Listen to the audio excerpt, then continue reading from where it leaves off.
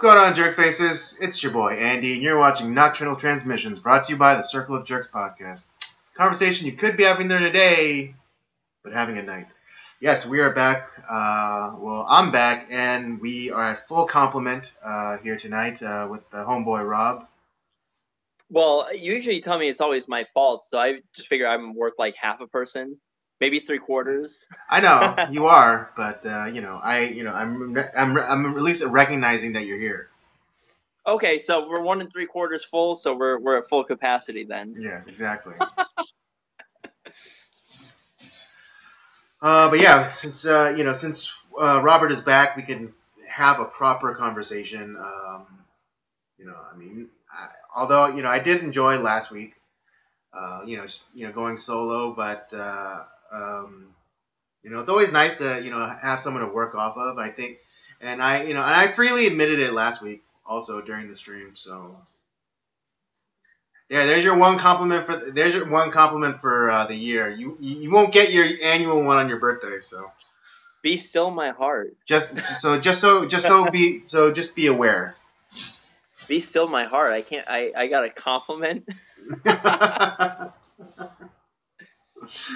All right. Anyways, let's get this conversation started. So, Rob, let's catch up with you since you've been MIA for since last week. Things are going well. Nothing exciting in the sense of I didn't really go anywhere per se. Mm-hmm. I've been starting doing some of the reading of all the books that I got that I was showing everybody a couple weeks ago. It was the one on the hermeneutics of the biblical writers from the New Testament, like how they interpreted Old Testament scripture. So I've been kind of an interesting read so far. So that's been fun. All right, and hermeneutics is what again? Hermeneutics, it's a $5 word to essentially explain how you study and interpret the Bible. Okay. Yeah, just for the lay people. Yeah, and usually I'm pretty good about explaining the terms, just because I think that's very important. Mm-hmm. But yeah, that's the $5 word to and how you understand and study the Bible. That's what hermeneutics is. And to break it down into 5-cent words. So that's been an interesting read. I broke into playing the new Assassin's Creed game, Assassin's Creed Odyssey, which is set in the Greek world. So if anyone follows me on my Twitter account, I've posted up some pictures and video of what I've been doing through the game, and it looks amazing. I might have to, maybe I'll tag on some of the stuff I've been doing on the Circle of Jerks Twitter page. Maybe if you don't mind having some gaming nerds jumping in. And then I'm gonna be Sunday. I'm gonna kind of finally take out my mom for Mother's Day. With this past weekend. Did you work on Mother's Day? I had to work, so we did we had something planned, and I ended up having to work, and then last weekend I was supposed to take her out, and then something came up again, so this time I don't have anything going on Sunday, so I said that we would she was fine with that, because they ended up having to do something with my grandmother and everything, so it all kind of worked out. So my mom still hasn't decided what she wants to do yet, but so I don't know if we're gonna go see a movie, go eat, go shopping, who knows. Yeah, last week I shared that I made my mom dinner. I cooked her up a steak. Nice. Yeah. Can't go wrong with that. Yes, and no, my father did not it was nowhere near the steak when I was cooking it. Oh, so they were made correctly then. Yes. Yeah, and they turned out very well. Because I got like 2-inch ribeyes and 2-inch ribeyes from Costco, and then I reverse seared them, and then I finished them off on a cast iron skillet with some butter, garlic, and rosemary. Oh man. Yeah, and it came out like the perfect pink. Like cut into it, it was just like that good crust and like that perfect consistent pink all the way through. It's like, oh. That is man, that wins me over. I might have you cook me some steak, Andy. Well, maybe I'll cook some for our birthday. Oh, there we go, and we can celebrate our birthday with some Charlton Heston. Oh yeah, actually, that's right. That's what we should do for this October is do a Charlton Heston month. Yeah, right. That's right. Because Charlton Heston shares our birthday. Yeah. Or we share it with him. Either way. Yeah. Long live Charlton Heston. Yes. Well, as for me, just a really quick recap. Not a whole lot this past weekend. I saw John Wick 3. And how was that? It was good. I don't know. For some reason, to me, I still, don't get me wrong, I still genuinely enjoyed this movie. It was awesome.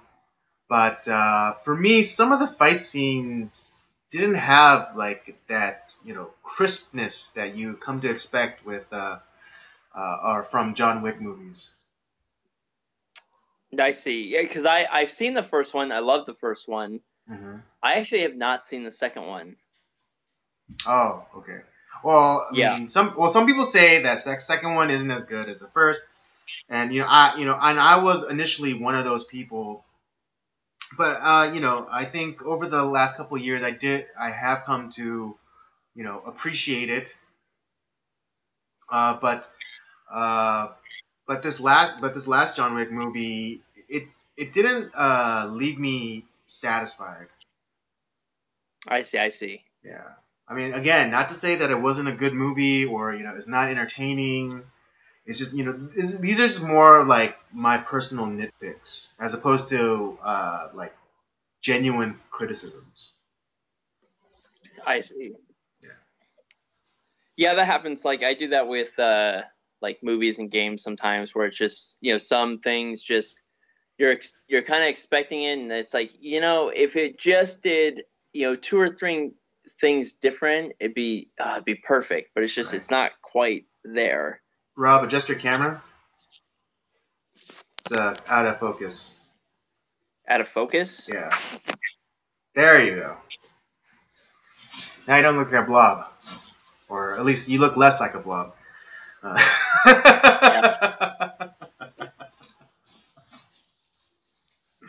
I joke because I care. Anyways. I'm going to go cry. But yeah. So again, these are really like minor, like personal nitpicks, as opposed to like full on like criticisms. I see. Today I did something pretty fun, and I went to go test drive some cars. Oh yeah? What were you test driving? I went. Well, I shouldn't say cars plural because I was planning on to, but then time didn't allow me to. But I went and I test drove a Ford Explorer. Oh, interesting. Yeah, I liked it. I mean, it's pretty smooth. It was very smooth. You looking to get an SUV? Yeah. Yeah, so I'm either going Ford or Toyota. Well, I mean, with I would say go for the American car, but that's I know. Well, I mean, because like, okay, the reason why I'm either going those two routes is because, um, my family has had good. My family has had good experience with the Ford, and then I personally had good experience with the Toyota. I see. I see. Yeah. So yeah, I did. It was very smooth. I mean, I wish I could have really really tested it out instead of like like the lap they do usually around the lot or around the block. Right. Right. Uh, but yeah, I kind of forgot what it was like because I used to drive my mom's old Explorer, and I really love I really love driving that car. Um, But I forgot how and for some reason the new generation of Explorers they seem wider. Yeah, I do think that they did widen them out a little bit because they're not Right, yeah, as they did, and so I they just have a wasn't expecting it to be feel wide as well. Um, yeah. and I mean it was it was a bit lower than what or the feeling while I was in it I did feel lower than I did previously in my mom's Explorer. But it was it wasn't bad, and I just driving it around or around the block, it just reminded me of how much of an adjustment it's going to be going from my smaller car to a bigger car. It is different, yeah. Yeah. I get, for me, I drive, my car a lot, my Chevy Cruze. Hmm. But yeah, I grew up driving all types of vehicles, so yeah, I know how to drive it. I learned on a standard transmission. I've driven SUVs, I've driven vans, I've kind of done it all. So Hmm. you kind of it takes like a little bit to get used to it, but then after a while, it's just easy. Right. Yeah. So yeah, and I'm I'm probably not gonna get this car until like the end of the year, just so I could capitalize on the desire for dealerships to get rid of their old inventory. Right, yeah, because Yeah. they start doing that around September because the new year cars come out the last quarter. So Right. September they're Exactly. trying to get And rid of the inventory. yeah, and especially and if I go with the Explorer route, they definitely want to get rid of those because the 2020s are like a complete redesign. Yep. Um, so Yeah. yeah, Smart. so definitely gonna want to try to capitalize on those end of the year clearance deals. Yeah, so that gives you that also gives you plenty of time to like figure out which one you want. You can test drive a whole bunch of different ones, Hmm. and then once you find out like what you want, you maybe can pick up one that has like you can get the ones with options that you want or something like that. Right. Yeah. I mean, more or less. I know what I know what trim level, I know what color, I know what options I want on the Explorer. Now I have to figure out like what I would want with because I'm actually gonna try out two of the Toyotas, which are the Forerunner and the Highlander. Okay. Yeah, so I gotta do a little bit more research on that to see which like trim level. I mean, I already know I want a black car because I've been driving around in a white car and it's been fine, but I just want a black car now. Black cars are horrendously hard to keep clean, by the way. Yeah, I do. I know. I realize, but they just it just looks so cool. They just look so cool. I'm just saying this from experience that yes, when they're clean, they look immaculate, but it's so hard to keep them clean. Like it when it's dusty, it's like you Right, and know then right also away. like the interior as well. Yeah, especially after a But yeah, rain and you get like those rain droplets and yeah. But I do have a if you ever need it, I have a I can get you car care products at a decent price. So oh let me yeah, because know. your dad. Yeah, that's right. Yeah. If See, you guys see, are looking for car care products out there, shameless plug. go on Instagram, Bruce for Adams, and he can help with all your car care needs. There you go. There you go, folks. Shameless plug. Shameless plug for my dad. We're on this show we're not above shameless plugs. So hey, we'll take sponsorship from wherever we can get it. Right. I'll shill any product as necessary. Right, exactly. Right. As long as you cut me a check, I'll sell it. So, yeah, it works for me. Yeah. So maybe So I don't know if any of you out there are even interested, but maybe I'll make little updates about my progress on my car buying experience. I would definitely love to hear about it. All right, cool. All right, so let's get into the topics as well as the movie review for. It's actually a carryover from last week. Yeah, we'll get all into that. But per usual, the review will probably go. The review will be at the end, so you're just gonna have to sit through. That will probably be the happiest moment of the podcast. So let's save that for last. Let's end on a I know. Let's note. end on a happy. We're gonna end. Because we're about to get into some shit. So. Plus, the movie we reviewed is it's a very happy movie. Ish. But it has a happy ending. So. Yeah, that's what I'm saying. It has a happy ending. Right. Yeah. So strap on your waders because we're about to go get waist deep in some shit. Why don't we start with your? Why don't we start with you, Andy? Why don't we start with your topic, Andy? Okay. Yeah. Not really gonna get too into the details about this story because this recently just came into this just came recently into my attention, and what is it? There's this little girl, like 14 years old, and she's been getting a lot of attention lately because of some of the things that she's been saying, and to be honest, they're a bit spicy. They're a bit spicy. Right? She's been critical of a certain Abrahamic religion, and also of censorship of certain social media companies, which I think is fair. Right. The main thing that concerns me is that she's 14 years old for one, and it's like.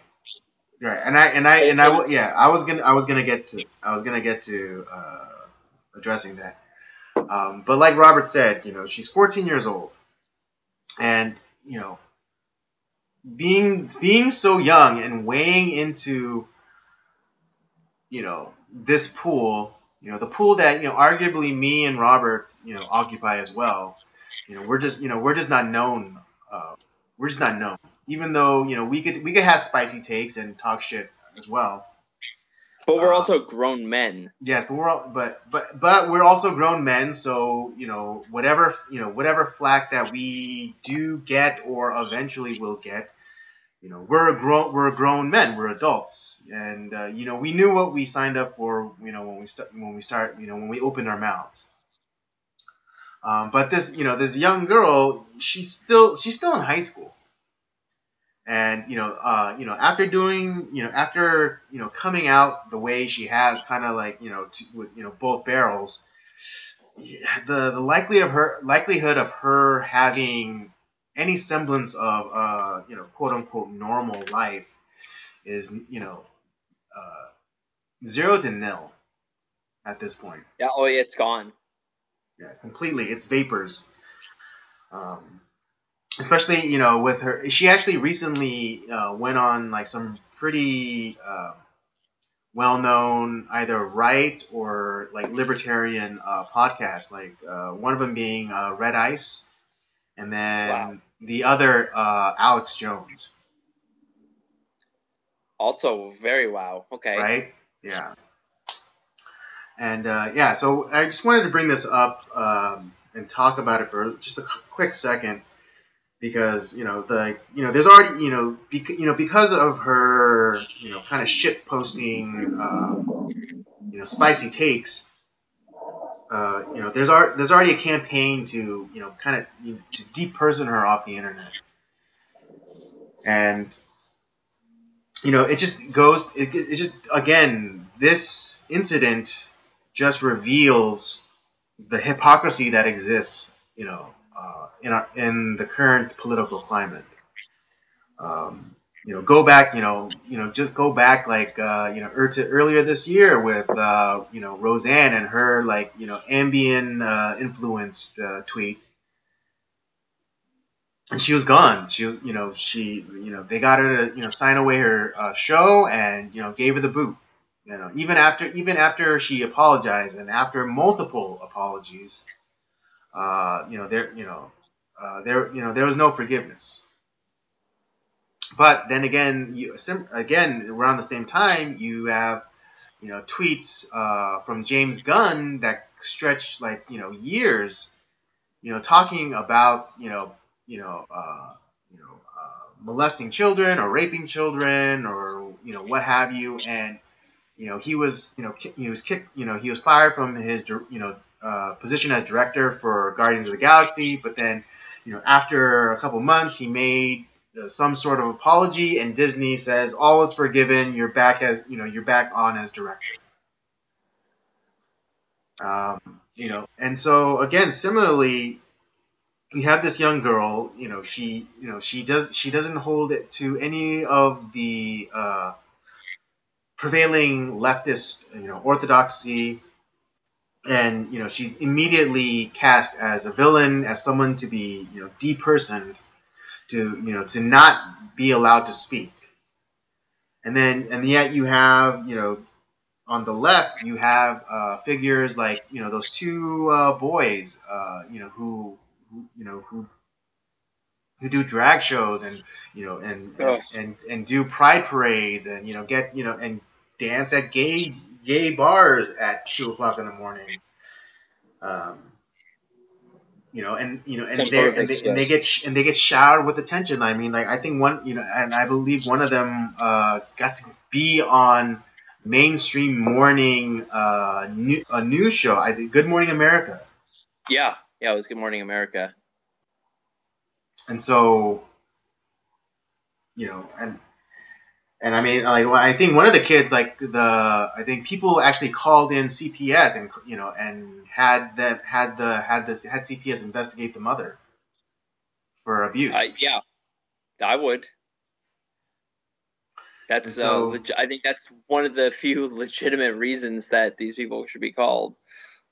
Exactly, but of course, they didn't find any evidence of abuse other than her child, dancing on a pole at 2 a.m. at a gay bar with grown ass men throwing dollar bills at her son.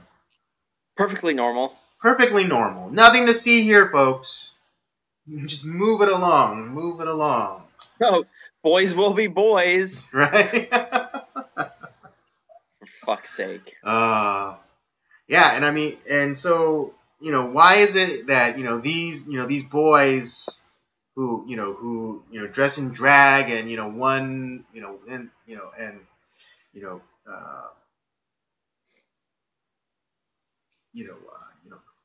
dance for grown men and and oh yeah, there's there's that kid where he was doing some sort of photo shoot and there was him in his drag regalia, and then there was a guy naked, he had a sock on his balls and stuff, but it was this, he was standing next to a naked man. Yikes. But I mean, again, this just and so back to this 14-year-old girl, Soph, because she goes against the established talking points or whatever, she has to be silenced. Well, the thing that worries me a little bit, and because as you said, her life's never going to be normal again, especially if she continues down the route that she's going with as far as what she's talking about. Mm-hmm. And the one thing is, like, when you're that age, the understanding the how to let stuff kind of roll off your back, not to take to have a thick skin, that gets developed over time. I know it took me. Well, I mean, it didn't take me all that long, but I mean, it's like, as far as like I developed one pretty early. But there's some, especially in today's climate, it's hard we have kind of Right, I weaker know. It's kids. like nowadays, like it's it doesn't seem like kids nowadays even are capable of growing thicker skin because they're never subjected to anything that might hurt them or offend them. Well, and here's and I'm bringing up a sore subject for you, but like when we were talking about the doing our review of 13 Reasons Why, I brought up the point that when it comes to kids, especially at that age and in this climate, uh, the world is more or less black and white. It's either this way or that way. There's no gray. It's harder. You're trying to learn to develop a thicker skin, although there's a lot of people that just don't get one ever. So everything, paper sword is gonna stab them through the heart. Um, and with her being 14 and putting herself in this arena, especially on the side that there's all the media and the social media sites are essentially trying to destroy or dox or kill off. That's kind of tough for a 14-year-old. Now, if she can take it, then all the power to her, because maybe I might not like necessarily the way that she's going about it. I don't know if I would say it quite like that, but I don't technically disagree with her. Right, but I mean, I guess this brings up my next point is that you know I don't think that that she should be used as a pawn, for the right any more than like No, those two, cross-dressing boys should be, pawns for the left. And and again, like it's one thing that if people come and attack, you and me, we're grown adults, we understand. We understand what the ramifications are for us for speaking out against the the leftist orthodoxy or what have you. Um, but it's also but then like also to have like establishment figures kind of hiding behind this girl. It was like this. It was the same thing. For that based Parkland kid, Kyle Kashev, I believe it was. yeah, When he started coming out and kind of countering what David Hogg and Emma Gonzalez and their ilk was doing. I was like, it's important for this kid to be heard. It's important for this kid to speak, but you know, I hope that he doesn't. I hope he doesn't just become like another human shield that the right can use. with in with Kyle Kashuv, because I actually followed him on Twitter after that the whole all of that started going down, Mm-hmm. and I don't really feel like he's necessarily been a tool of the right per se. And then Right, but then also I don't want I don't want like establishment figures to hide behind him either and like kind of no. But it's I think when it comes to younger people like that, and I think after going through listen, if you're, even though you're young, you can still be, if you've thought things through and you have some sort of argument, I'm willing to listen in a sense, but like, it's kind of weird when it's kids, this feels like a what we're dealing with nowadays. It's a battlefield, and Right. Yeah. I just don't want kids like Soph or even on the other side like that Desmond is amazing kid or Lactatia. I don't want them to be. I don't want them to become proxy warriors. right, and it's just like, I Because don't the left, want because that's all the left does. Like as far back as you can think. Like they start. If you, I think I was thinking about it, and you can actually track it. Because first, the Democrats, they use the blacks, and then like in the 70s and the 80s, they used like the Hispanics, and like Yep. in the 90s and then like the 2000s, it was the gays, and like now it's the trans. Like, but every single time, like they it's like the patterns. Like they use them, and then they throw them away for the next hot thing. Yeah, and like when it's, who knows what the next thing is, but yeah, Right. it's more of like, oh, here's a useful toy, and oh well, now it's not useful for us anymore, so we're gonna just throw it away. And because the thing is, they don't actually give a shit about any of these people, Right. or I mean, why do you during the early 2000s? Why do you think they bailed so hard on like Hispanics and blacks? Like at least in well, California, because of the Prop 8 vote, about gay marriage and how it didn't pass, and then because and it was because like Hispanic and black communities, they aren't don't for like it. gays. They don't think that that's right. And so Right. like to punish them, they're like, oh no, bad minorities, bad minorities. Well, and that's where you're starting to see now, especially now, where I think they're playing up the kind of the, where they'll see certain minorities like, oh, you believe in the leftist agenda? Well, come on, come on, we'll welcome you with open arms. But anytime anyone speaks out, kind of even slightly against some of the leftist ideas, like obviously, Candace Owens has become very conservative.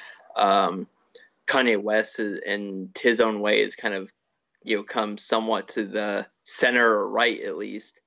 Right. And Yeah, I it's like, mean, oh like, yeah, well, he's at least come to they're the center. crazy Uncle Toms. They're terrible human beings. Or you have guys like Milo Yiannopoulos, where who is kind of a crazy, over the top individual himself, but he's a gay man, and they hate him. Right, because he's going against And the narrative. not only Like, is he a like gay no man, gay he's man. married to a black guy. So, Yeah, it's like that it's like, because Milo's going against the narrative because he's gay. He's like, oh, if you're gay, you can't be a Republican. So it's kind of like that joke on The Simpsons where Bart and Lisa, they're chasing down like this this pink, the pink elephant balloon. yeah, the pink elephant, and then like they happen upon a meeting of gay Republicans. Oh my gosh. And then It's like like they gave him like a bumper sticker, and it said like 2040 and something. They're like, oh, we're realistic. Yeah. That's right. That was a good episode. I forgot about that bit for a second. Yeah, it's funny because more and more every single time that I think about The Simpsons, the more I'm starting to believe that theory that Mac Groening is as a time traveler, It's possible. right? They predicted that Trump would be president. Right, and he did the announcement was exactly how The Simpsons depicted it. Like Trump coming down the escalator. It was exactly right with the same kind of signage. Everything. It was insane. But we digress. But yeah, no, I honestly don't think either side should. Especially because the left does it. I really think that we should refrain from using kids, or at least as far as kind of using them like shields, or kind of like, oh, let's use them for our own. Right. It's like, oh, this kid is saying like things that no one else is saying, or at least or at least I should be saying, but I'm not gonna. So let's put them out in the front. Yeah. Yeah. And I'm not saying that like it's bad that we have kids that think in a conservative way, because I keep hearing that this current generation, whatever Gen Z or whatever the fuck it's called, is probably going to be one of the more conservative generations that we maybe not have. In terms of like more like morality, like not all of a sudden going to become Christians. Although I have been hearing some interesting things about how that religion is making a comeback. It is, but more in terms of like the kind of like practical like values of like conservatism. Yeah, and I think that's so like that's a good thing. Right, it's very encouraging. It's very encouraging. But like we should not we definitely should not use them as pawns. Yeah, like you said, it's just, let's not do what the left does just because we always call them out on it. So let's not let us do that same thing. So I don't want to use this young girl as a pawn. It's like I said, I don't necessarily disagree with what she's saying, but I'm not gonna hide behind her. If anything, we should protect them. Right. That being said, I would not be against using her to point out the hypocrisy of the left. That I'm fine with. Yeah, not like I wouldn't like directly. I wouldn't like be like line up behind her and let her take like the hits. As we advance, but just be like, hey, you're pissed off about this little girl, but if she came out with a video saying I hate Trump or fuck Trump, then she'd be plastered all over daytime talk shows. She'd be on The View. She'd be on The View. She'd be she'd be on all mainstream networks. Yeah, it's really just, I don't know what to think about that. Because I first heard about this starting like last week, and I didn't actually like see her videos initially. Like the only reason I heard about this girl was because Owen Benjamin, I guess, was talking about her a little bit. He opined, I saw that, and he pretty much has the same stance as us. Oh yeah. Oh, I didn't watch the whole thing. I just saw it like that someone I guess like asked him about her, and like he was talking about like what they were talking about, like what the things that she was talking about, and well, it's I didn't finish it, but yeah, that's a good thing that we're all on the same page, at least, that we shouldn't use these kids as pawns. Word. So yeah, I still really don't know what to really think about that whole thing, and hopefully her going through all this, it doesn't fuck up her life. Agreed. So if you're out there, and if you come across this by accident,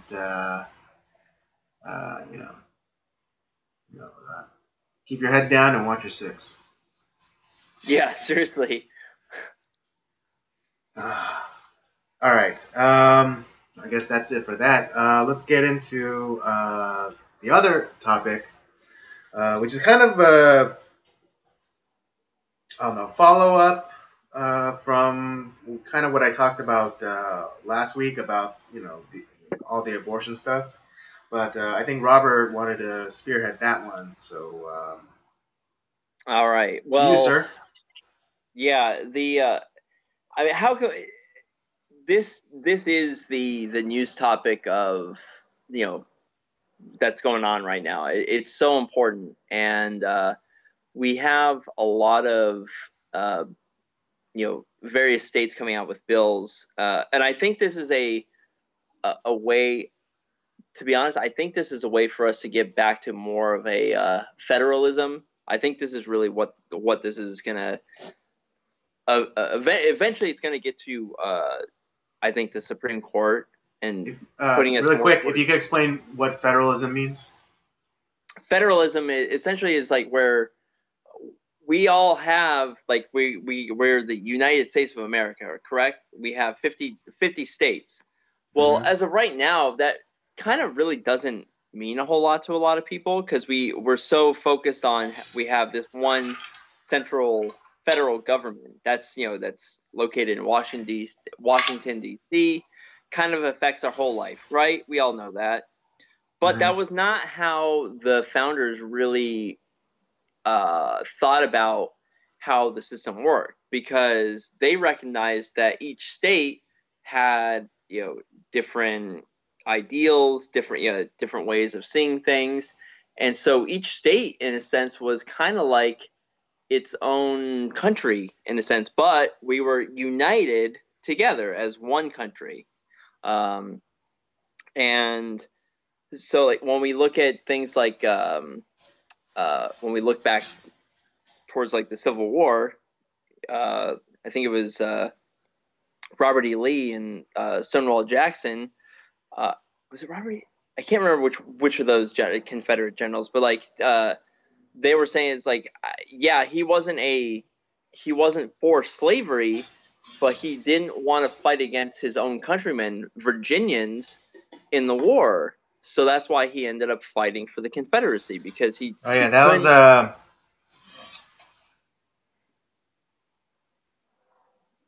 Robert E. Lee. Yeah, thank you. Yeah, it was Robert E. Lee. But yeah, he didn't want to fight his own brethren, his own, because they would refer to each other as countrymen, my fellow Virginians. That was more of like that was their home.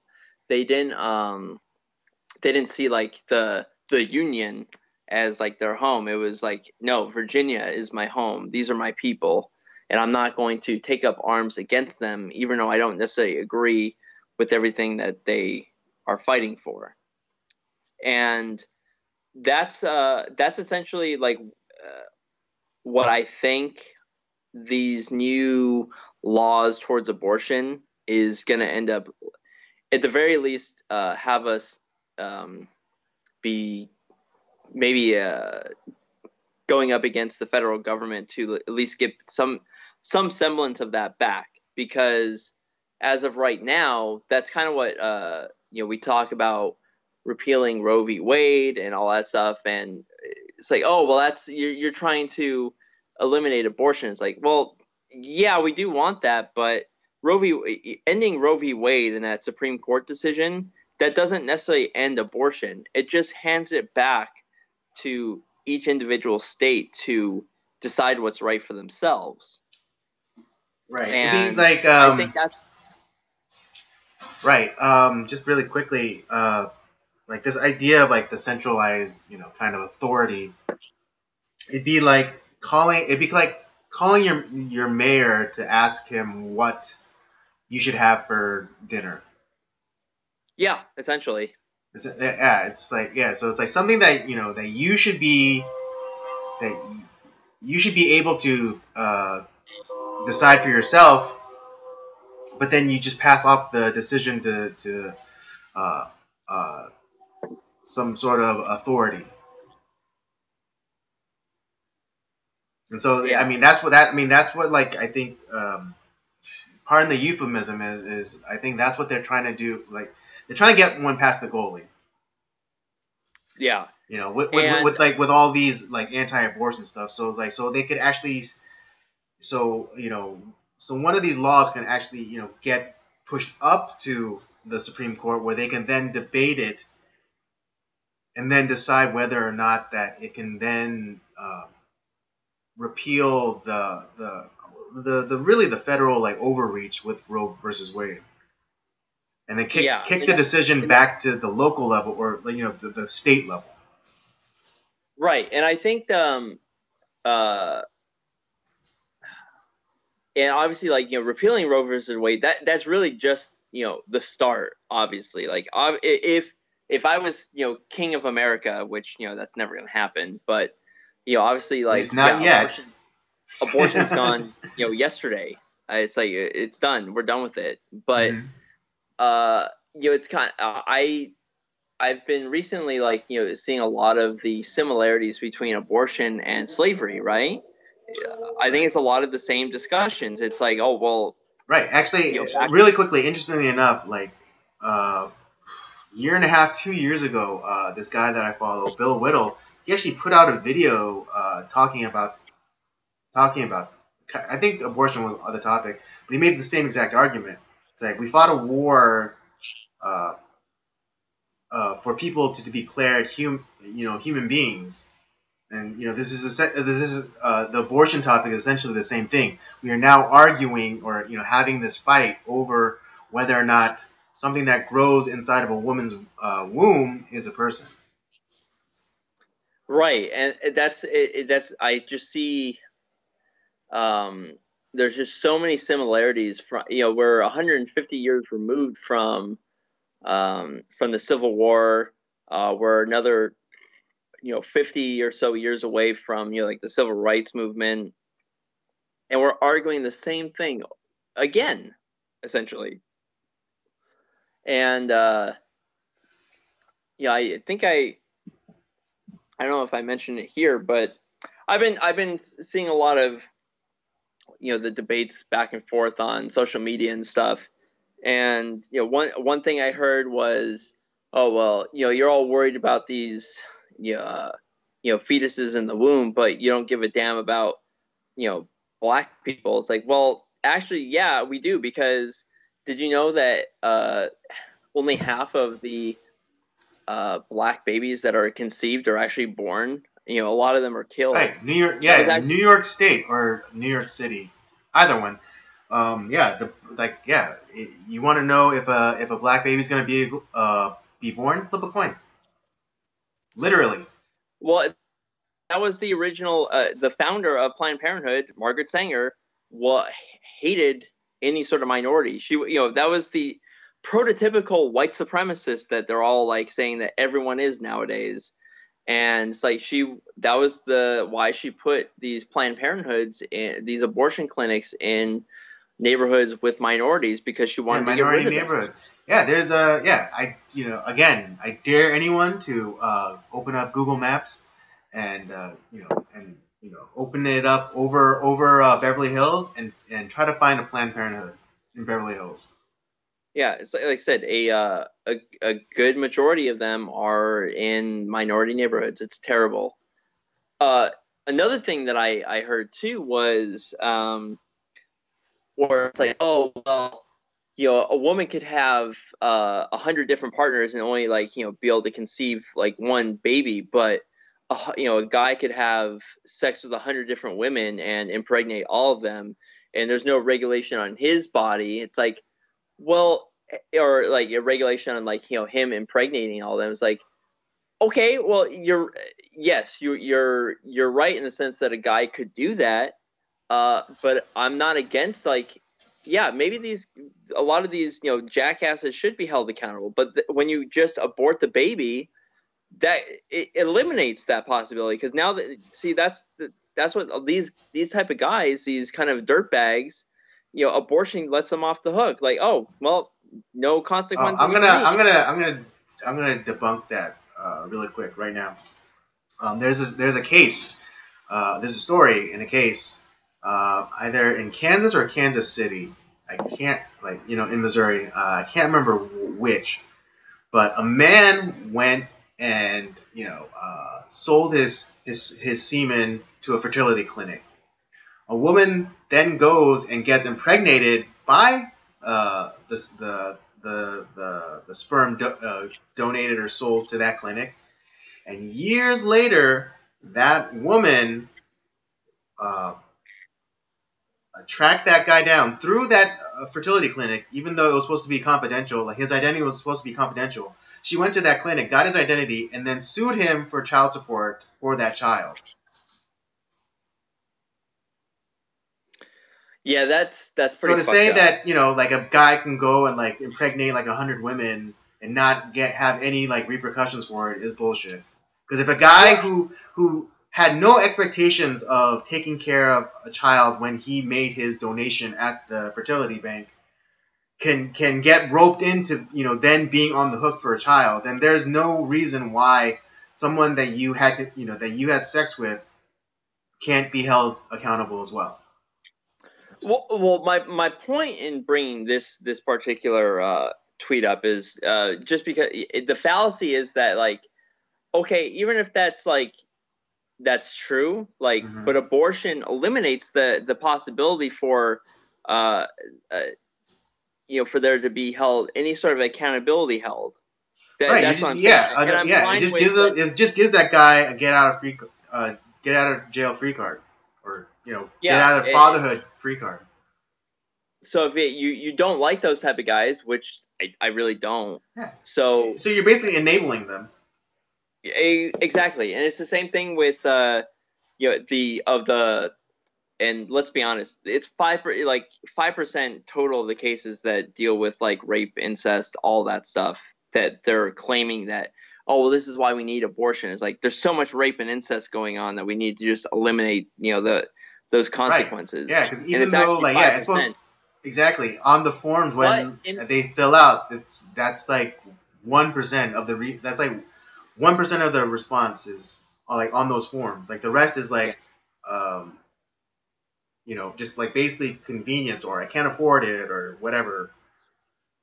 But the point is that even in those very low cases, it gives those guys an out, like, and they continue to rape and mutilate those women continually. That's what there's a lot of cases in which the girls who are like maybe like 13 or 14 and extremely young, and they're going into these Planned Parenthoods, brought in by their the person that's molesting them or abusing them, and getting abortions, and they share that they open up and say, I've been abused by him, and like this is why I'm pregnant. They don't report it, and they let these guys continue to do this for years and years. Wow, is that true? Like even if like the girl identifies, like the guy that that brings her in as like the rapist or abuser, like there's no compulsion to report from Planned Parenthood? No, because that's the thing. They profit off this shit. Right. They don't care. Mm-hmm. I'm just, but it's like I said, it gives these horrible monsters an out. And it's like, oh, I can cover up my crimes. Here we go. Let's just kill this kid. And I'll go, and they're not going to report it, so I'm just going to go back to continuing doing what I'm doing. Mm-hmm. I'm not going to say that like it's completely like 0%. I mean, maybe there's like one case, but I haven't heard of any. Mm. And because these guys profit off of this shit. Right. If we take the way for them to profit off of this stuff, they go away. Mm. And I just there's that. But for me, I'm really I'm so excited that we're finally getting some of these some are calling it these extreme like laws or bills that are being passed in various states. I think like Missouri, Alabama, Georgia. I think there's a few other places that are considering stuff like this to oppose the ghoulish laws that are being passed in New York and Virginia and some of these other states. And what really chaps my hide is these supposed guys that have said like they're pro-life and they're for and they're anti-abortionists. They're like, oh well, man, these bills are a little, I don't know, harsh, and should we take our time? It's like, no. Yeah. Hey, who's that one TBN guy? Pat Robertson. Pat Robertson, that's right. And he came out and said that those laws were draconian. Yeah, he's honestly, like, I wasn't Yeah, necessarily. I know he looks like a sweet old man, but he's an asshole. Well, the one thing that he as a theologian, not like a professional theologian, but I stayed at a Holiday Inn Express last night, so I. Right. Yeah. Yeah. So, those of you who don't understand, that's a really old reference to a commercial for Holiday Inn. Yeah, but when it comes to like his theology, I'm not a huge fan of his to begin with. Mm-hmm. But I didn't. But I felt like, oh well, at least he's like pro-life. He's I think the basics of I think what it takes to at least show some sort of fruit of being a Christian. Mm-hmm. And he did compare feminism to like witchcraft, which it kind of sort of is. Mm-hmm. True words were never spoken. But when he came up with this, I was like, honestly, like I can't. Not that I'm like gonna want him deplatformed or anything like that, but come on, man! Like we've had this is the same thing that guys, why we even back in the 60s when there was the civil rights movement, it's like, listen, like we've moved this at this glacial pace. It's like we want the rights that are in the Constitution that are ours, and we're just like saying like we want them recognized that haven't been recognized yet. Mm-hmm. And it's the same thing with this. Like, we've moved at this glacial pace. We've killed 60 million kids since Roe v. Wade was passed. I think we've moved at a slow enough pace. Like, we need to do stuff that's semi-radical. To me, it's not radical, but semi-radical, at least in optics, so we can get something moving, in a sense. Mm-hmm. And that someone like him, who's a somewhat revered head in the Christian community, to say something like that is disgusting. And I'm not, and these bills aren't a way to like, oh, we hate women, we don't care about like their rights, because I know that's what's being talked about in the press, and it's like that's not what we're talking about. It's like we care about the life of the kids. I'm done hearing like the squish arguments from supposed pro-lifers who are now like, oh well, I don't know, I don't feel so comfortable about it. That just sounds like a little too harsh for me. It's like these are the prototypical guys. They talk a big game, but then like when push comes to shove, now it's like now they want to back off. They don't want to like, oh well, I still want people to on the left to like me. It's like, well, get the fuck over yourself. Like this is something that you're on the wrong side. Then if you want those guys to like you, then just start calling yourself a Democrat or start calling yourself a leftist. Don't pretend that you're someone who's like who's on the right and who's for like conservatism or some moral or someone who lives by some morality. It's just and don't get me wrong, not to say that no one on the left can be moral or live by some sort of moral code, but it's just not very likely. There's not a lot of fruit to that there's not a lot of fruit to that Right. tree. Yeah, I mean, yeah, last week was really rough for me, because I had a former classmate who, put up a screed about, the Alabama anti-abortion bill, and it's just, the post was, the image that she shared on Instagram was like, talking about how, this was a way for Republicans to control women, but then like the caption, for the post was like this screed of anti-Trump.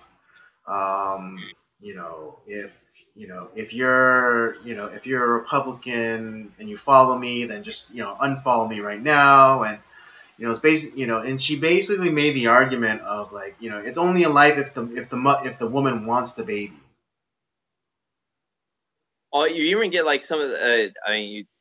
There was on I forget which news channel. I think it was probably like MSNBC or something like that, where you had some like crazy bitch like it's like the thing that's in there is like that's not a human being.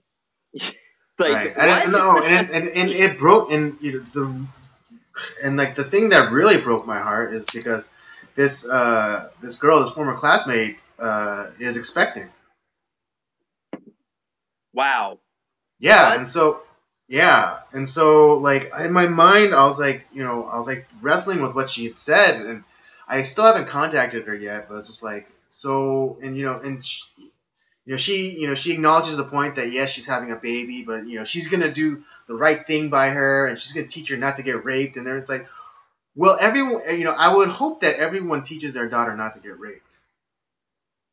But then, like the reason, like, you're absolving your daughter, like, or your future kid of all responsibility by saying, like, well, why don't you teach her to wait and and pick someone of quality to sleep with, or actually get married to, and that but like she doesn't say like, oh, I'm gonna teach my daughter to be a strong woman to and like have her be and teach her to be with a man of quality. She just immediately said like, well, I'm going to teach my daughter not to get raped. It's like, well, I think that's the default position. First of all, Yeah. I think that's the default position of all parents for their daughters. Yeah. But secondly, it's just like so say you got pregnant, say I mean, and it seems like you got pregnant by someone that she genuinely cares for and loves. But let's say that she didn't want this baby, so that means it's not alive, and she would get an abortion. Yeah, I mean it's just. Yeah, and I mean and like the whole thing about like, oh, like it's if like the mother wants it, then she can do then she can keep it, but if she doesn't want the baby, then she could get rid of it. And just like, I mean, I'm simplifying or I'm exaggerating her words, but that's what was like, that's basically the sentiment. And it broke my heart because like she's expecting, and like yes, she wants it, so that means it's a life. But if she didn't want it, it's so mercurial, it's crazy, The crazy thing is like, oh well, it's like we're eliminating like, oh well, this baby's not going to be wanted. He's going to grow up like poor, and it's not going to have a good life, and blah blah blah. It's like, well, first of all, like, yeah, okay, maybe not every life is going to be like perfect and great and lived in the lap of luxury, but who are you to judge like the maybe like, yeah, the parent, the person who's giving birth to that child doesn't necessarily have like the mom or whoever isn't ready, but there are a billion options other than killing the kid. There are, I mean, people lined up around the block to adopt and foster these kids, like right now. Right.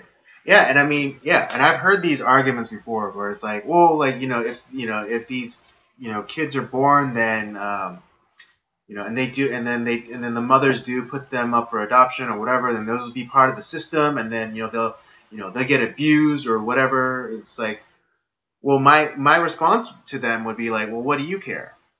Because you want them to be dead. So now, And so you think it's more yeah. compassionate? It's more. So their argument is that it's more compassionate to kill them than for them to be alive and have a hard life. Well, and the other thing too is you have people who are saying it's like, well, our world is dying and we need to like lower the population, so just kill it. Or you have the, oh well, the world is just too tough and it's bad, so like should we really bring kids into it? And it's like, wait, well, which one is it? Is it like the world can't handle them anymore, or is it the world's too tough for them? And it's like it doesn't. You're not making any sense. You're making two different You're opposing making arguments, contradictory arguments. and it's just I don't know. It's just really Right, because then okay, and then you could say this, then it's like, well, why don't he's like, so then should we start demanding birth control of certain populations who tend to have a lot of babies? Like I don't know, like maybe people of a certain Abrahamic religion, who seem to have who multiply like rabbits. well, I mean that's actually been their stated goal, whereas like that they're just gonna outbreed everybody until like there's no other races and religions left. Right. But at the same time, like I don't necessarily want to I don't want abortion for them either, because it's still like Yeah, right. And I mean, can't. we were supposed to be we were supposed to be dead long time ago, with like the supposed those like the supposed next ice age, or peak oil, or nuclear weapons, or what have you, Or you have like the or the Bill Nye, the diseases. world's on fucking fire. Yeah, or like the diseases, your swine flus, your bird flus, your SARS, your Ebola. I'm still worrying about Y2K. So yeah. Oh yeah, Y2K was supposed to kill everybody. But look, we're still here. We're still here. We walk around with fucking supercomputers in our pockets. And But and crappy paper straws. What the hell? What the hell else? Are we supposed to have to finally have utopia? it's always that like, oh well, it's just if we just fix this one thing, things would be so much better. It's like, well, no, that's actually not how things work. I know, like especially I don't know. I mean, I know this is really petty, but that fucking straw ban or whatever. It is pissing me off so bad. It is so fucking stupid. All right, because one, it's based off an 8-year-old science fair project, the math is wrong. The math is provably wrong. All right, so just for the people, when you go to fast food or whatever, make sure to ask for 10 straws, because that's basically what that kid is arguing, or what that kid's science fair project says. He says that Americans use 10 straws every single day. And everyone wants to bitch about like, oh well, there's so much like trash and all this stuff. Like there's like, well, who's producing all that trash? Not us, not us. That's a lot of these like Central and South American countries that are like developing countries like China and India, or like the Philippines, where they just dump their trash into the ocean. And if you believe AOC, that's our World War II. So we should kill all of them. Right, I know. Nuke the Philippines. I'm with you. Yeah, I mean, because it's not America. Like, yeah, and like the whole like the floating trash island thing. Like, why is there like we see like pictures of it, like for people who take it like from the boat or like offshore. But where's the satellite picture of that bitch? Where's the satellite picture? That because I think that would ruin that. oh, it's America's fault. Like, it's all these white people just throwing their garbage everywhere. It's like, Exactly. yeah, go fuck yourself. Because you know it's not America. Because America has a sense to bury their trash in landfills. Yeah. Right. Yeah. Here's another thing about like they say like, oh well, the plastic straw doesn't degrade for like 1,000 years. It's like, but it does. But you agree that it will degrade, right? It will just take a long time. Yeah. It's not that it doesn't degrade. It's just it takes a long time, and in that time you'll long be dead. So what does it matter? It just, I don't know. It's getting real crazy. This world, I fight, but it's a tiring fight of just all the mental gymnastics that everyone wants to try to pull. Yeah, I know. And was it all the idea of like these people that they keep trying to change the language and change definitions of things it's all a ploy to fool people into believing their crazy worldview. And I was telling Hey. my Oh. sorry, what were you saying, Oh Andy? no. I was gonna say, interestingly enough, speaking of AOC, she recently came out and was saying that the whole 12 years thing was just a joke. Oh yeah. Because I think like too many people were calling her out on that. So it's like, oh, can't you tell I was like joking? And it's like, bitch, you had fucking like third graders go in and confront Barbara, Dianne Feinstein at her You had me office. defend Dianne Feinstein. How Yeah, dare you had me For once. I think that's the only time I've ever had to defend Dianne Feinstein. Right, but then like those children that confronted her, like they were serious. They were afraid for their fucking lives. And you're just gonna minimize that by saying, oh, it's just a joke. You can't tell when people are joking. It's like, fuck you, bitch. You know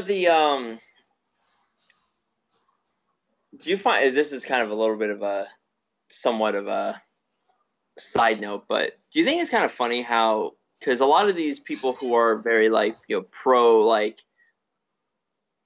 earthist, I guess, like because they don't really have any other sort of religious background in a lot of ways.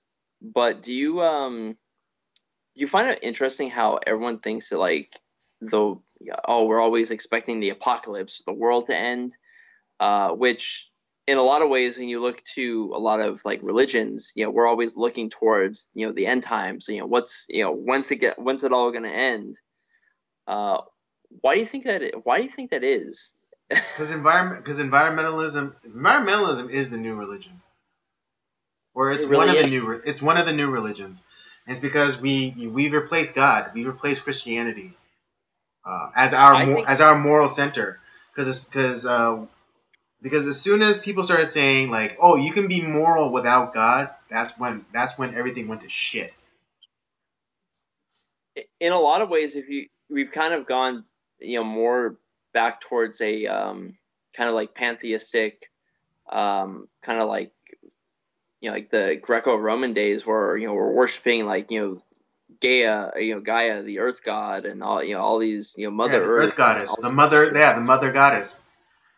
But I mean, but everything nowadays, like anyone, it's all somehow tied back to environmentalism. Like, I mean, look at veganism. Veganism is tied to environmentalism. They're saying like, oh, we shouldn't kill animals. Yeah. Even though there are like a fuck ton of deer now, and like and like They, now deer collision is like becoming really high. Like according to like auto insurance statistics. Yeah. Yeah, like because there's a fuck ton of deer now in North America. Because before that, we admittedly, we kind of hunted them near, down to like, more manageable numbers. But when they took, when they put a restriction on hunting, the white-tailed deer, they just exploded, and now accidents involving white-tailed deer has skyrocketed. What people don't realize is that in especially with certain species, hunting certain species is actually, conservation. It's a conservational method to keep everything, in check, so that, the things that, it looks pretty and nice and all that stuff, like, Right. well, that's how we keep it. Because if we just let the the deer population go crazy, it's like they're gonna eat everything, and they're gonna fuck everything up. Right. And so, I think what they don't talk about is like, oh, we can't let the the precious deer that looks like Bambi die. But if we just let them go off unchecked, then such and such other species that like are necessary to keep life in check in that forest, well, they're gonna go extinct because the deer are gonna fuck it all up. right, They because don't I see think they don't, but the people don't see that or don't care about that. They only want. This is where I think a lot of the cartoon Disney films that like anthropomorphize animals kind of fucked us up. yeah, what you don't see, kids, what you don't understand is Bambi is delicious. And so are his little woodland friends. All right. Deer meat is fucking amazing, by the way. Yeah, I mean, I still have yet to try, but I'm excited What? I'm excited for the opportunity. Oh man, let me tell you. But really, because I think what conservation, what they think is just don't do anything to it. But what they don't understand is conservation is active. It's not that you don't. It's not like you just leave things alone. Is you manage it. You are custodian of it. So if a population of deer gets too crazy, you have to thin the herd. You have to harvest that deer meat. Because if the deers get overpopulated, then they eat too much of the food, which other maybe smaller ground mammals have to eat. And if those ground mammals like die off, then maybe certain species of snakes starts to die off. And then there's like this whole kind of effect. But those animals down the chain, those down animals the are food chain. icky. We don't care about them. That's what it comes down to, essentially. But that's where I think as believers we understand that we are stewards of the planet, and obviously I'm not going to just throw my trash wherever the fuck I want. Like, I'm going to dispose of it properly. I'm not going to dump a ton of waste into the water, or whatever, flick trash out my window as I'm driving. That's not right. And Mm-hmm.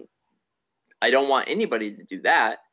And at the same time, though, like, we have to work to keep and that's why we keep having these goddamn crazy ass wildfires here, because no one's like the idea that, oh, conservation is just leave it the way it is. Well, no, we have to make sure that our forests are cleaned of all the the dried up debris and stuff, so that those because those wildfires, they're natural, but because they left all that fucking crap on the forest floor, that's why we have these goddamn 1,000-acre brush fires every year. Right, exactly. It's just improper land management. Because if you went in, cleared the brush, or did some controlled burns, then when there is a wildfire, it wouldn't be that bad, and it wouldn't get near that many homes. Right, and everyone bitched and complained and yelled at, how awful! How could Trump say that about California and our firefighters and all this? Like, he wasn't talking about the firefighters. He was talking about the shitty government that we have that doesn't, that all these, bureaucratic agencies that aren't doing their job properly, or are keeping people who are from doing the job properly. and that's why we're having the problem that we have. And it's like he was right. He was 100% correct. Right. Yeah. I mean, yeah, he said it's it in not. a It's mean not. way. It's not Trump's fault that San Francisco is covered in shit. Like literally. Or how we're having a potential like outbreak of like typhoid and measles and shit again because Yeah, like in L.A. goddamn like trash and shit problem. Yeah, in L.A. like they found rats at City Hall. I mean, besides the politicians, but they found actual rats. And they had typhoid or typhus. Either one of those diseases. And so it's like these are third world country diseases. These are the things that we were able to eliminate because we were a first world nation, and we made so much progress that like the streets were like clean and free of shit and piss. But like I said, those people are icky. We should just kill them. Yeah, and it's all like closing down of like state psychiatric facilities was a terrible idea. Now I will admit, yeah, that was a Reagan thing. I think that was easily his worst mistake. I don't know if that was something he did as president or when he was governor of the state. I think it was when he was the governor of the state, but Maybe. I don't remember. Well, when but that yeah, but like also like there was a time in like the early to mid 2000s where a lot of state psychiatric hospitals were starting to close down, and then you got like the news reports about how some of these facilities were giving patients one-way bus tickets to California, warmer climates essentially. Well, yeah, you also had that's part of the problem. But then you also had the reason that they were closing down is because everyone, it was all these like false ideas. I forget what it was. Like everyone thinks it was like some like nurse Ratchet kind of right. horrible. Yeah, the cuckoo's nest situation. When it's like it really wasn't. It's like sometimes involuntary commitment just might be the right thing. Yeah. It might be the more compassionate thing than for them for them to like live on the street in shit. That's not compassion. Yeah, it's not compassionate. And the unfortunate thing is because everyone looks to like, oh, well, you're a Christian, why don't you do something about it? It's like, what can I do about it? I don't have the tools I don't have the tools and the training to take care of people who are mentally insane. Yeah. I didn't train to become a psychiatrist. I didn't train to be in those fields. I can't help those people. I can donate to the causes that do have the training to do it, but there's only so much that we can do without like some sort of to where these people can get help, and a lot of them don't want to get help, and because we can't force them to get the help that they need, we just let them wander around the streets. Like just the other day, coming home from work, there was some completely absolutely insane person, like not like, oh, I'm drug addled, no, like really like insane, like the schizophrenia or what, I don't know what the hell was going on. Right, it's like the ones where it's like, oh, the leprechaun told me to burn things. Yeah, that type, and it's just absolutely nuts. And it's like I'm praying because like, man, there's nothing I can do, but like this has to stop. Like we have to do something, and we have to find some sort of way to take care of these people, like whether it's against their will or not. Right. But because the left wants to, a lot of these, they don't give a shit about these people. So it's like, well, fuck it, they'll just die. And if they, we'll just, shove them under the rug or in a corner somewhere and let their, their Hoovervilles in the LA River or wherever the fuck. Oh God, yeah. Whew. That's a reference there for you. Yeah. And it's just, I mean, it's just terrible. Yeah. Okay, let's get off this subject and let's wrap up this show with our movie review. Yay! Happy times. Woo! Yeah. All right. Yeah, we went dark. We went dark. Very dark. We went dark and we forgot our headlamps. But let's get into let's get into our movie review, which is the Disney movie Big Hero 6, based off the Marvel Comics.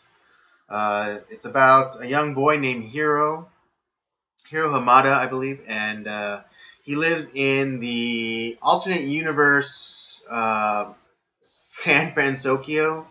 It's like, imagine if it's. Is this in the universe of Man on the High Castle, where I know, right? Where the Japanese invasion of America actually happened. Yeah. Yeah, that's all I kept thinking the entire time I was watching this movie. Yeah, I mean, maybe. I mean, that is one of the theories that was going around on the internet. It's like, is this the universe where the Japanese invasion of America was successful? But yes, it's a story about a young boy who's a genius, and he is very gifted in robotics, and his older brother is constantly encouraging him to put his gifts to better use, and entices him to enroll in the technical university that he attends, and is successful in doing so. But through the way he gets him to apply is through this showcase that the school puts on, where the best and brightest come and show off their best inventions, and Hiro creates these things called microbots, and he's able to control it with his mind, and they're able to do all sorts of amazing things, like build or become kind of like one of those conveyor belt things, and it's amazing. Whatever his mind imagines, there. Right, whatever his mind can imagine. And so, of course, he impresses the faculty, and he's, offered admittance, right on the spot. But, like most superhero origin stories, there is an element of tragedy to him. And, the auditorium where they had the exhibition, catches on fire, and his older brother, runs into trying to save one of his professors, and in typical Marvel fashion, the older brother dies, in the ensuing explosion, and which puts him, puts our hero into this kind of depression, and he kind of shuts himself off. But just before he dies, his brother showed him like this robot that he created, and it's like one of those, and it's like a healthcare robot. It'll put like Bactine on your cuts and what have you. And so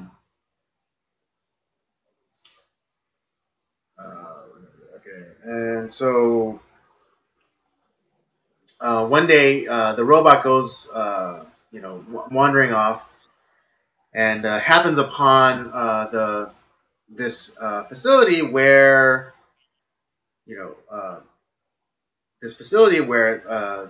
it's producing the microbots that Hiro had created, and it's come to what is it? What am I trying to say? Man, my summaries really suck. It becomes clear that this person who was making the microbots was the one that stole the microbots in the fire. And so, Hiro decides to, get justice for himself, and what is it? Begins yeah. He tries to get justice for his brother, but of course he's not alone in this, because he has like his brother's robot and also his brother's friends from the university, and they create suits for themselves, and they become a superhero team.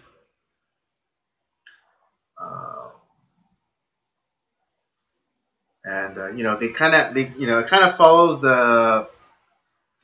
follows the Avenger arc, because it's like these kind of these individuals come together, and then they like one of their first missions their first mission is like it's a failure.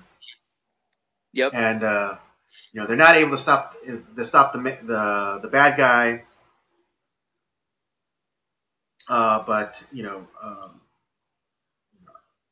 but at the end they're able to pull it together and able to triumph over the bad guy.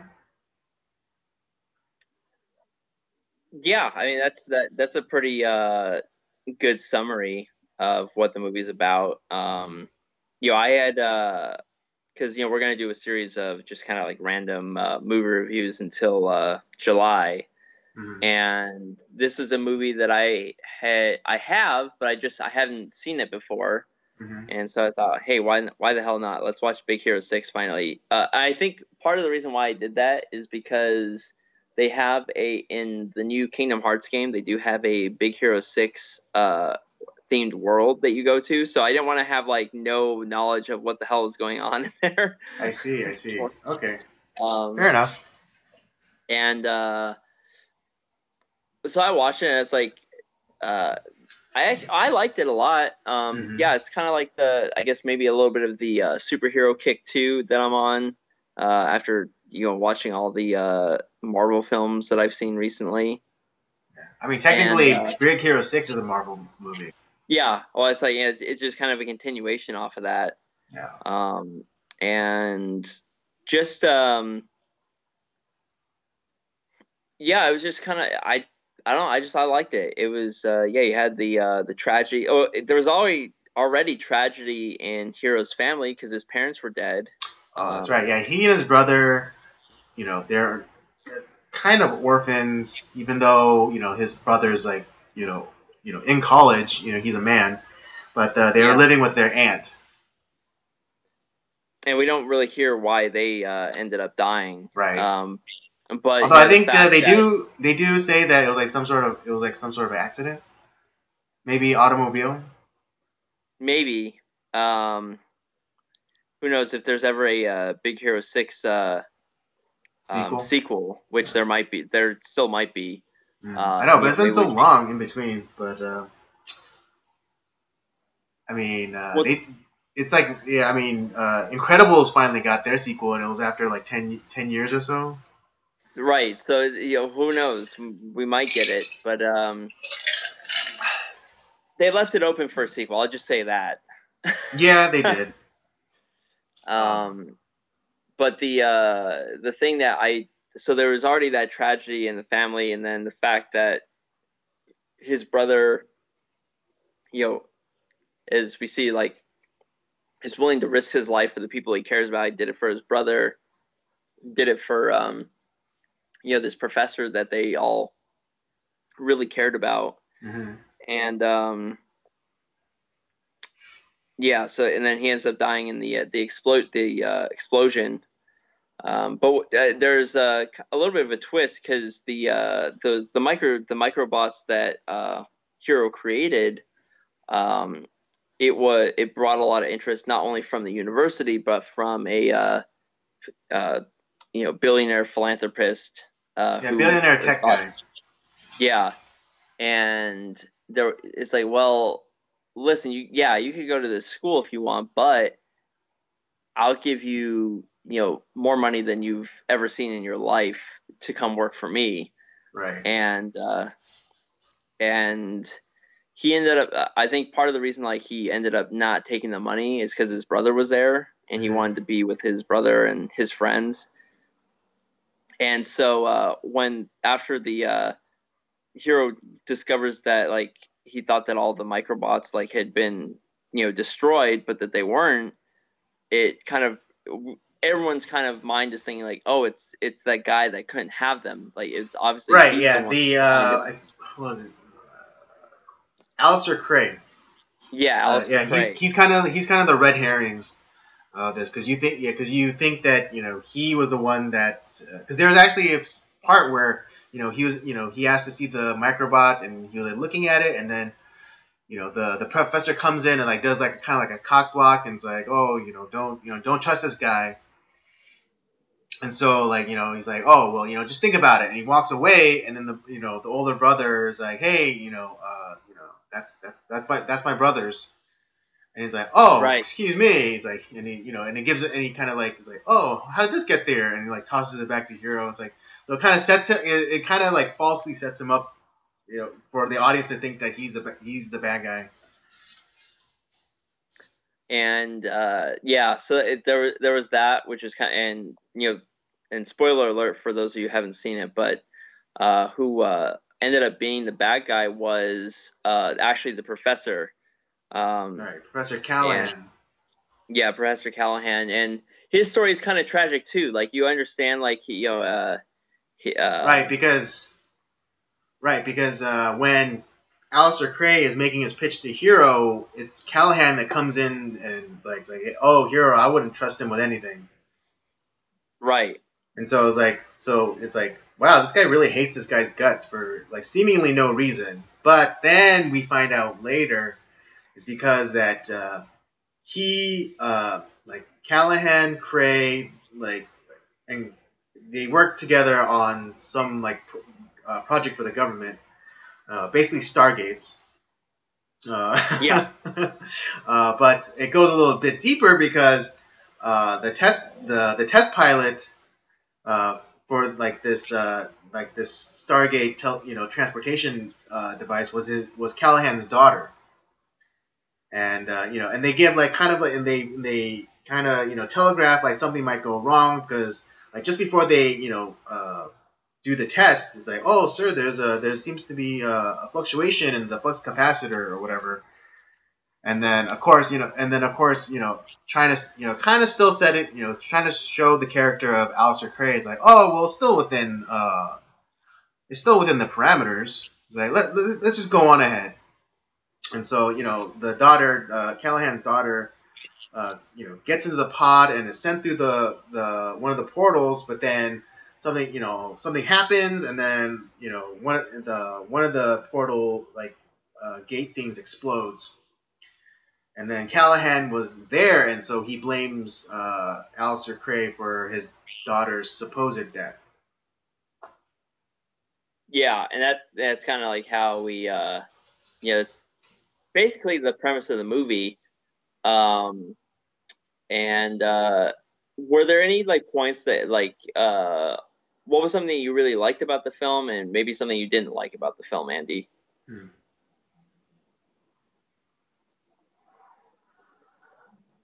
I think overall I enjoyed this movie.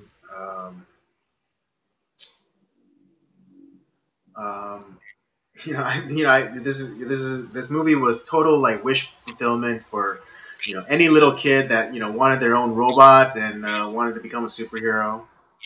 Yeah.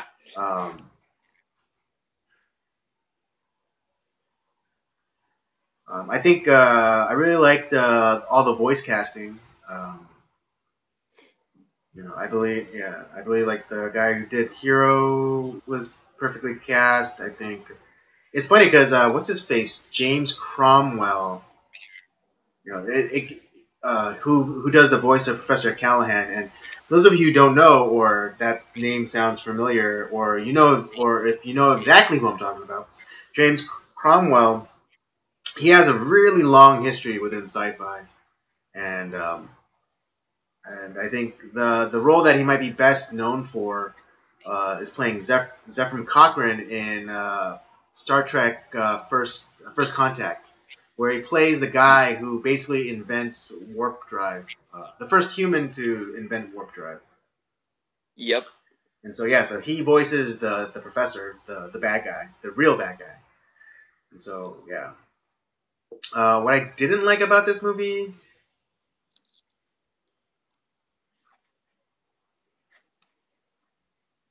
I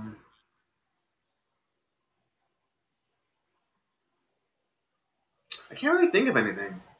Except for maybe the cheat at the end where, the robot Baymax, sacrifices himself, but then, it kind of, like, the death is kind of cheated because, like that, let me set up the death scene is, um, Baymax has like this, scanner because he's a healthcare robot, so he like scans people to check like their vitals or whatever to see like what kind of damn injury that they've sustained. And the climax of this movie is a battle at Aleister Cray's headquarters, and then the means by which to destroy Aleister Cray's headquarters is that second Stargate portal thing. But Baymax, scans and is like, oh, I detect a life sign inside the portal, and so he and the hero go and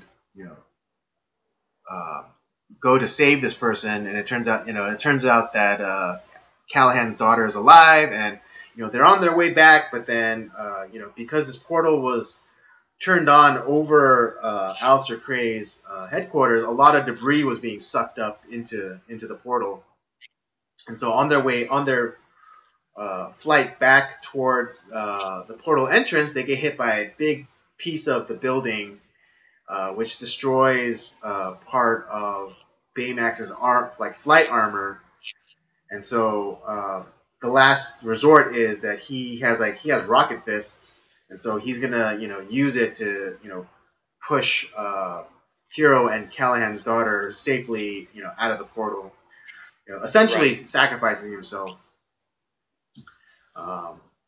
But it turns out, I mean, I don't know how this happened because, uh, uh, Hero inspects the rocket arm and sees that Baymax entire personality chip was secretly hidden inside the glove, the rocket fist thing, and so he was able to build himself a new body and come back online.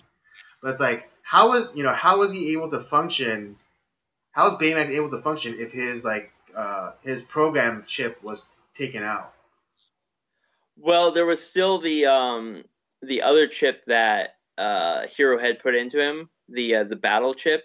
Right, but that didn't have any of Baymax's personality. It was just all filled with fighting techniques. True. So yeah, that's a little bit of a yeah. So that's kind of a plot hole. But then when you're a child, you're probably not thinking about it, and as opposed to a 30-something-year-old man. Right, and that's let's see. Yeah, I like you. I like the movie.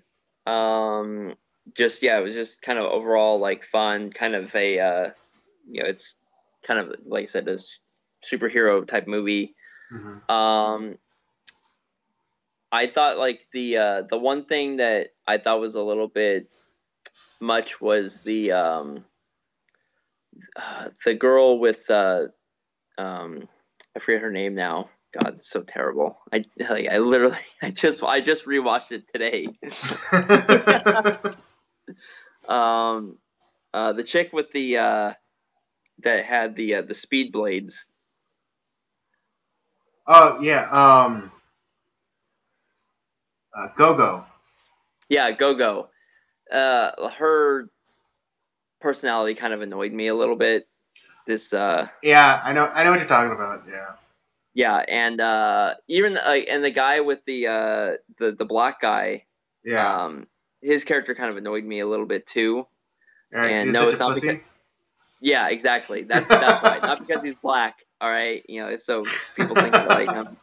some awful person. Yeah, Like, I no, mean, yeah, there was that's like not the reason. there was like that chase scene, and then and like he was in his car, and then he stopped at a red light. It was like during a chase, and then the Go-Go character was like kind of butched up, and it's like kind of like took control, and like took him out of the driver's seat of his own car. Yeah, it was just like, yeah. Yeah, As I a know, I kid, get that it. you're probably, as a kid, you're not gonna like. Well, I think subconsciously you might like see something like that. It's like, stupid boys, like they don't know how to do anything, Right. and then you get like bitchy girls, like when they grow up. But that's so I didn't like that part very much. And yeah, I was kind of thinking the same thing too with well, how the hell did he get the chip into the rocket fist? It's so there's a few things where there's some plot holes, there's some things that like I didn't really enjoy too much, but overall I thought it was a really great film. It's one I haven't seen, so yeah, I liked it. It's decent. Cool. All right. Okay. Ratings time. I'll start off. I'm gonna give this Right. movie. I'm gonna give the movie a 3.5. You're going 3.5. Yeah. I guess I'm gonna go. I'm going 3. Okay. I felt like it was a good, solid movie. Has some flaws, but overall, definitely one to watch. And I'm looking forward to seeing how they incorporate this universe into Kingdom Hearts when I finally get there. I see. Yeah. Yeah. I mean, I'm really kind of curious. Oh well. Let me just wrap things up really fast. Oh, so there you have it. That's our review of Big Hero 6. I give it a 3.5. Robert gives it a 3. You watch it for yourself. Let us know what you thought of it in the comment section below. Um, it's weird because I'm really more curious about like this alternate universe thing because it's if like Japanese stuff mixed with American stuff, and it's like who's like which is like really the dominant culture. Because you have like Alistair Cray, who's obviously a billionaire tech guy, and his last name isn't Asian sounding, Right. right? And then you also have Fred, who's who's one of the like well, he's not a student. He's like this. He's a stoner guy without actually being called the stoner guy because it's a Disney film. Right. But he's wealthy. He comes from a wealthy family, and he like but the house that he lives in is very Western. It's not a amalgam of West and East. Yeah, that's I was thinking that the entire time. It's like, what happened to create this universe? Right, exactly. Because like it's San Francisco, but like certain elements have been changed. Like the Golden Gate Bridge, the Golden it Gate looks Bridge like it has like the pagoda design. Yeah, on the it. pagoda design, and then like the house that Hiro and his brother and his aunt live in, kind of looks like one of those like Victorian joints, but it still has like kind of tiling, like a Japanese style, and they have like the little good luck cat out front, Right, and above even the like door. the separations like between Hiro and his brothers, like side of the room, it had like more. It was like very That Asian Japanese style. screen, yeah. So it makes me wonder, like, what was going on in that universe? I'm like, I think that to me that was even more interesting than the movie. A little bit, yeah, because it's like, is this an alternate? Yeah, again, it's like, is this an alternate universe where the Japanese successfully invade America, or is it like or is this like maybe a universe where Japan is the one that Well, I could see it where it's like it's still like current because I think Man on the High Castle is set back in like still like around like the I think like It's the set around 50s. around the time like the 60s. Yeah, and so yeah, whereas this particular movie is set kind of more maybe like current day or like maybe a little bit more futuristic. Right. So there is kind of like that melding of East and West. Mm-hmm. So it's still like San Francisco, but it's still like, but it's like Japanese at the same time. Mm-hmm. Um, that was kind of like how I was thinking it was probably was. And so like Or is it the tension depicting the between both sides is pretty much like eliminated. wait what? So like the tension between like East and West is Uh-huh. definitely like not there because you see like a lot of the semblance like there were it's not like white people hated all the Asians or vice versa. Uh-huh. But So I don't although, know. I mean, other than Hiro, his brother, and Go-Go, there aren't any other like prominent Asian characters. That's true too. Like no one, So like no other like professors like at the school or. I mean, not that we had to see the mayor, but like even the cop wasn't Asian. He was like a and he had like this like typical like Irish Boston accent. like Irish Boston or like Bronx or some kind of like East Coast accent. Yeah, that's what I was like. So who knows? It's So weird. yeah, it's like yeah, this universe is a really weird amalgamation. So I don't know. I felt that was actually like more interesting than Right, me the whole too. like Me too. I'm completely fascinated with this universe that Big Hero 6 takes place in. And agreed. I would like to try and like get to the bottom of a little bit. I'm gonna see if I can do some digging, see if there's any fan theories. Yeah. Well, I mean that's like one of the theories is yeah, like how I mentioned like this is like the man in the high castle theory, or like they successfully invaded the Japanese successfully invaded America, or maybe this is Yeah, like a like this is like post dystopian hell where California like secedes and are then conquered by Japan. oh, that could be that'd be interesting. Oh, that'd be interesting. I don't know. I'm definitely gonna have to do some Again, like the digging. world that they inhabit is more interesting to me than what actually happened in the movie.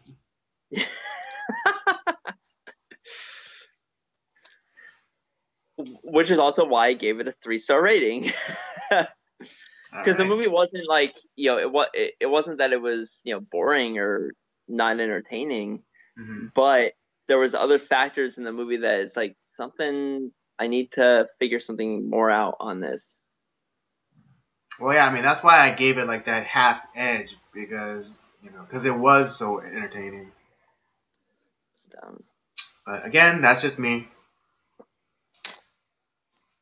and in the comments for people who are watching this later on, what do you think? What do you think happened in Big Hero 6? What kind of universe do you think that they're in? I'd love to hear your guys' thoughts. All right. Oh yeah, and Eric, if you're watching, like leave us a comment. Tell us what you think. Yeah. All right. Well, that'll do it for us tonight. Thank you for joining us. Thank you. And join us every Tuesday night, sometimes live, for our nocturnal transmissions. Don't forget to also check out the library of other shows, Circle of Jerks podcast, and Up by Up Down. Don't forget to follow us on our various social media accounts. Twitter at PodcastCOJ and Instagram at Circle of Jerks Podcast. And that being all said, thank you once more. Don't forget to leave us a comment, like this video as well. It will help us to get more eyeballs, and we would very much appreciate it. All right. Yes, All sir. right. With all that said, we say goodnight, and we'll see you next time. And don't do anything I would.